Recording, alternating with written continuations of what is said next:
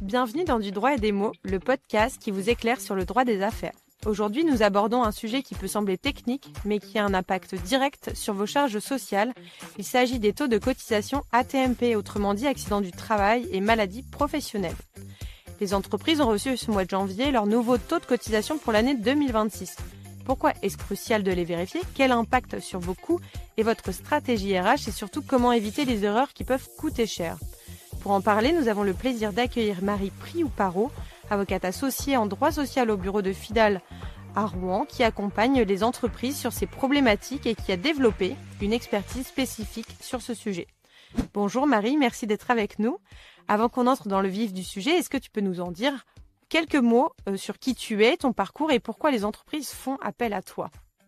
Bonjour à tous, je travaille effectivement, comme avocate depuis plus de 20 ans sur ce sujet des accidents du travail et des maladies professionnelles, puisque les règles sont particulières, techniques et les enjeux financiers importants pour les entreprises, tant en ce qui concerne, comme tu l'as présenté, les cotisations sociales, mais aussi souvent la gestion du contrat de travail.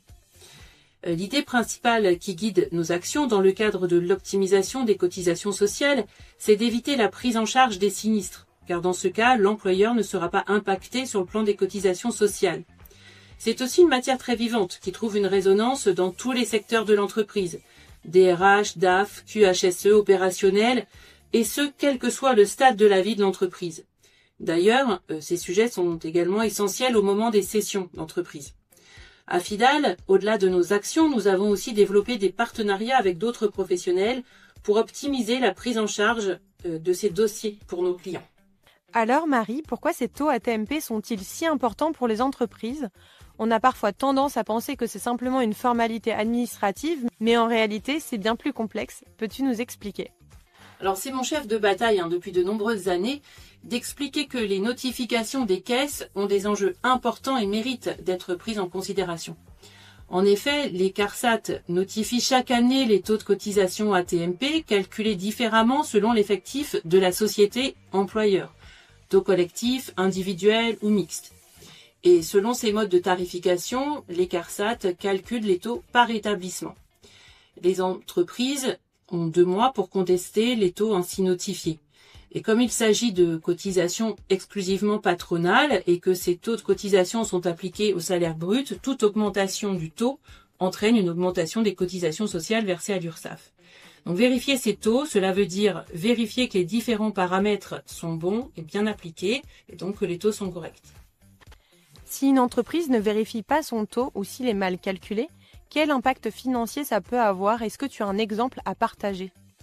Ne pas agir et ne pas vérifier ces taux de cotisation dans le délai, c'est effectivement prendre le risque de payer des cotisations sociales plus élevées. Si une entreprise ne vérifie pas le calcul de son taux de cotisation alors qu'elle aurait pu le faire diminuer, ce taux ne pourra pas être modifié après l'expiration des délais de recours. Il y a là un enjeu donc financier. Des exemples, bien sûr, et même pour les entreprises tarifées au taux collectif.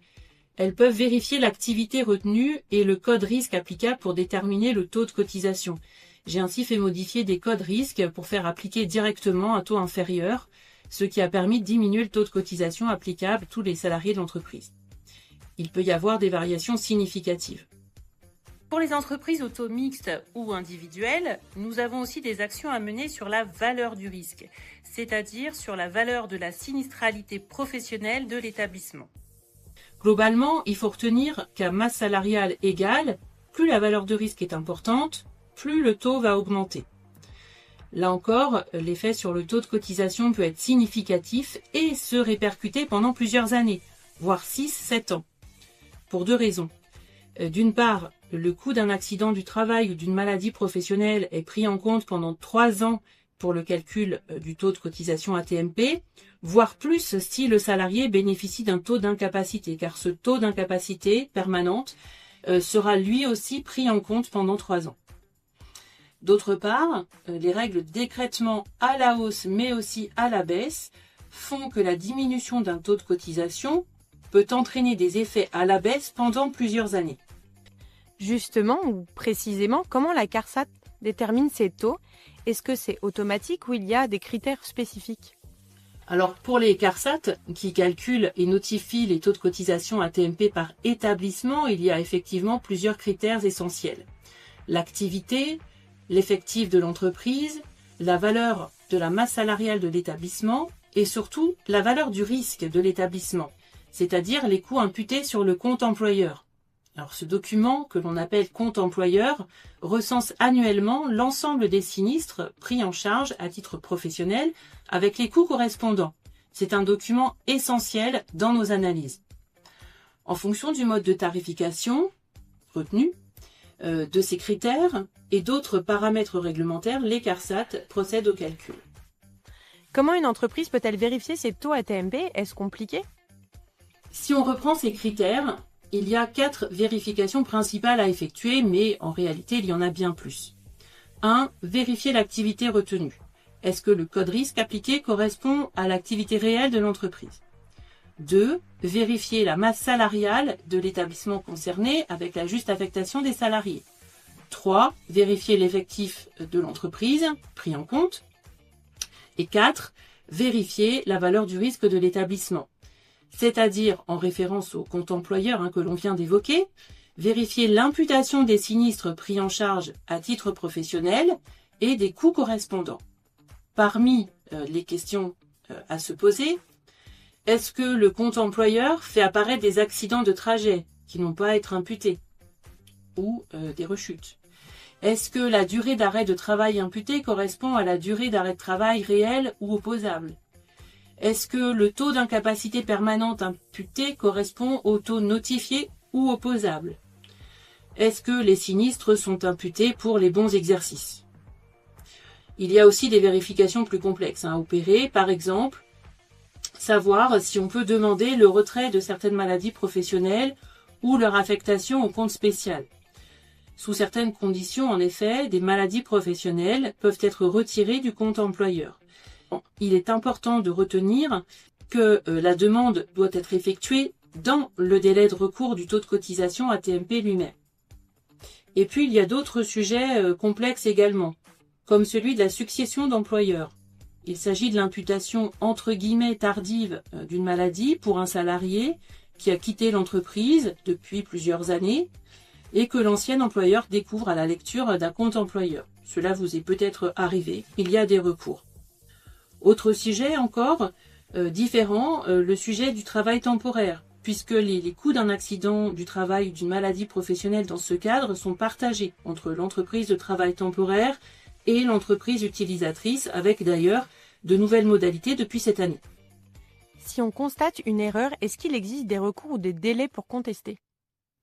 Alors oui, les recours sont possibles. Globalement, pour faire court, dans le délai de 2 mois à compter de la notification des taux de cotisation AT-MP, il y a différents points de départ que je ne vais pas détailler ici, mais ce délai de 2 mois concerne bien le délai de contestation du taux de cotisation AT-MP en lui-même. C'est la raison pour laquelle nous en parlons d'ailleurs aujourd'hui en janvier.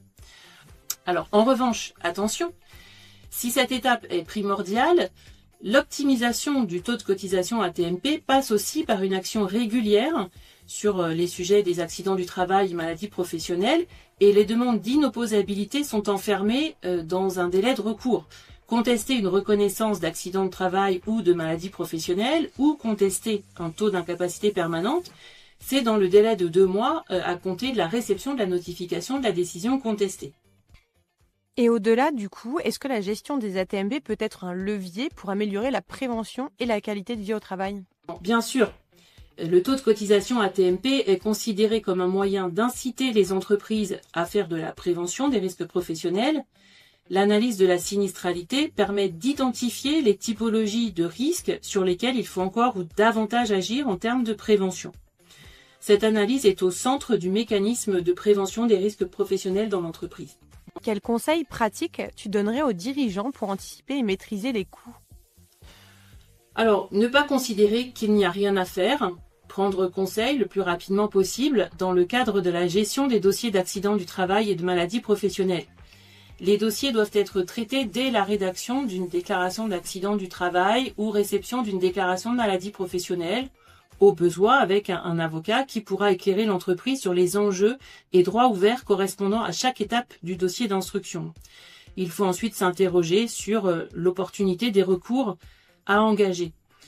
Chaque accident du travail et chaque maladie professionnelle est susceptible d'entraîner un coût imputé sur les comptes employeurs de l'entreprise, et toute augmentation de la valeur du risque de l'entreprise, c'est-à-dire, vous l'avez compris, la somme des coûts imputés sur le compte employeur, à masse salariale égale, est susceptible de faire augmenter mathématiquement le taux de cotisation AT-MP.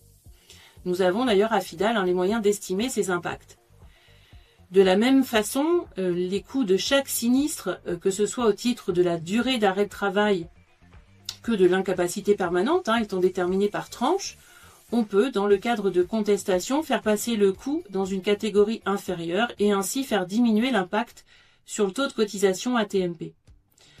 De cette manière, on peut assainir le compte employeur, c'est-à-dire obtenir le retrait des sinistres qui n'ont pas d'origine professionnelle ou faire réduire les coûts imputables aux sinistres et à l'entreprise. Cela nécessite une action régulière tout au long de l'année, sans attendre la notification des taux de cotisation. C'est mon quotidien d'ailleurs d'accompagner les entreprises dans le cadre de cette optimisation. Merci beaucoup Marie pour ces explications très claires. Vous l'avez compris, vérifier vos taux AT-MP n'est pas une simple formalité, c'est un enjeu stratégique pour maîtriser vos charges et sécuriser votre entreprise. Pour aller plus loin, retrouvez les coordonnées de Marie Prioux-Parot en description de cet épisode. Et si ce sujet vous a été utile, partagez-le autour de vous et laissez 5 étoiles sur votre plateforme d'écoute préférée. À très bientôt pour un nouvel épisode de Du droit et des mots.